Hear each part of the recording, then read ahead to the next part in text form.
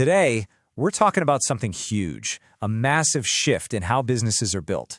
Forget the old way of thinking, big teams, venture capital, the whole nine yards. We're going to dive deep into the incredible rise of the one-person business. So, let's get right to it. Two big questions. First, is it actually possible for one single focused person to do the work that used to take an entire startup team? And second, if it is, what's the real playbook for building something from absolute scratch right now in 2026? To get a sense of just how big this is, look at this number. 30 million. That's how many solopreneurs are out there right now in the U.S. economy. This isn't some tiny little trend. It is a massive economic engine. And that engine is pumping out some serious power. We're talking $1.7 trillion. These solo businesses are actually growing faster than the GDP. That just shows you how powerful and efficient this new model really is. Technology is no longer just a nice-to-have, it's the whole foundation. So, to get you real actionable advice, we went straight to the pros. We asked some of the most successful founders out there a really tough question. If you lost it all, your money, your contacts, everything, how would you start over from zero today? And their answers boiled down to 5 crystal clear strategies. Let's break them down. All right, first up from Samir Vasavada, the co-founder of V's. He says, before you build anything, you have to do the internal work. It all begins with finding that one thing you do better than almost anyone else, your unique edge. And the beauty of this is how simple it is. Most of us, if we're being honest, don't really know our own superpower. So here's Samir's framework. Go to your friends and ask them, why are you friends with me? Then go to your colleagues and ask, why do you like working with me? Then just listen. Find the pattern, that one thing they all seem to say. That's it. That's your superpower. Maybe it's communication, maybe it's sales, maybe it's just cutting through the noise on a tough problem. You got to find it.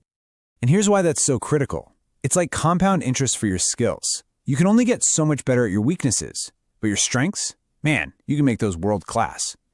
The real win, what investors call alpha, comes from sticking with that one thing and letting it compound over years. It's all about going deep, not why. Okay, moving on to our second strategy.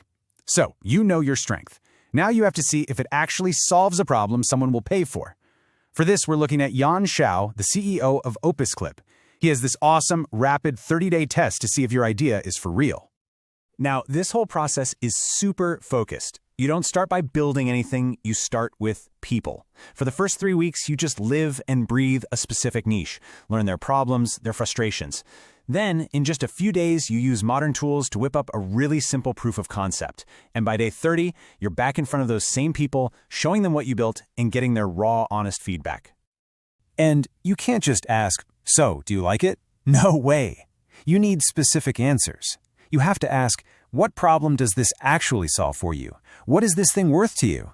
And then, the killer question, how much would you pay for it? Right there, that's the moment you find out if you've got a business or just a cool project. Our third strategy is from Aravind Srinivas, the founder of the billion-dollar company Perplexity. And his take is pretty bold. He says that in this age of AI, where great ideas get copied almost overnight, your beautiful business strategy is basically worthless. Your only real defense is something else entirely. Yeah, this chart just says it all, doesn't it? On one side, you have the whiteboard strategy master who tries to outsmart the market. It's a losing game because as soon as you're successful, the big guys will come after you. But on the other side, you have the obsessed founder. They don't bet on the market, they bet on themselves. They know they'll be copied, they don't care. Why? Because they are willing to go so much deeper into the problem than anyone else. And this, right here, is the core of it. Your only real competitive advantage is an obsession so powerful that you would be working on this problem no matter what. That's how you win. You just care more. And you go deeper than anyone else ever thought was possible. But what if you're thinking, okay, I'm not that obsessed founder yet. I'm still figuring things out. Well, serial entrepreneur Daniel Priestley has a fantastic model for gaining that critical experience before you take the big leap yourself. He calls it the 776 apprenticeship, and it's a very specific formula.